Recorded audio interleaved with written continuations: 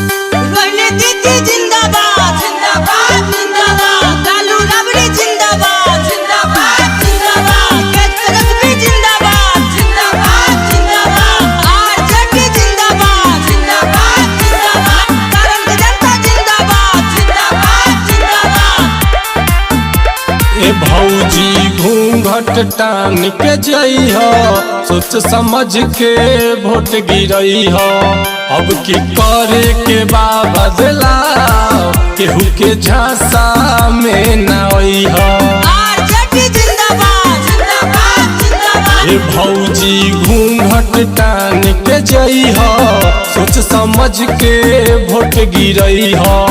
अब की करे के बदलाव, केहू के झांसा में न आई हो।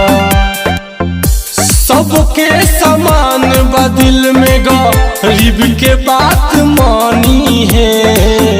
सबके समान बदिल में गरीब के बात मानी है। हो अब की रोहनी आचार्य छपरा जिला के सांसद बनी है। हो अब की रोहनी आचार्य छपरा जिला के सांसद बनी है। दीदी जिंदाबाद जिंदाबाद जिंदाबाद, लालू राबड़ी जिंदाबाद जिंदाबाद जिंदाबाद, केसरसबी जिंदाबाद जिंदाबाद जिंदाबाद। सेवा करे के दिल में बहुत अरमान हो। बाबूजी के जिंदगी बचैली, देख के किरनी दान हो।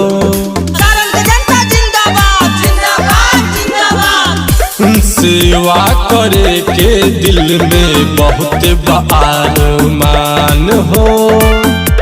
बाबूजी के जिंदगी बचैली, देख के किरनी दान हो। रहे लिखा सहारा, सबके बात मानी है। रहे लिखा सहारा, सबके बात मानी है। हो अब की रोहनी आचार्य छपरा जिला के सांसद बनी है। हो अब की रोहनी आचार्य छपरा जिला के सांसद बनी है। दीदी जिंदाबाद जिंदाबाद जिंदाबाद, लालू राबड़ी जिंदाबाद जिंदाबाद जिंदाबाद, केसरसबी जिंदाबाद जिंदाबाद जिंदाबाद, आरजेडी जिंदाबाद जिंदाबाद जिंदाबाद। सबके हुई नहीं के देत बाटे वोट हो। लालू जी के बेटी हई, करे लोग सपोर्ट हो। दीदी जिंदाबाद जिंदाबाद जिंदाबाद। सबके हुई नहीं के देत बाटे वोट हो।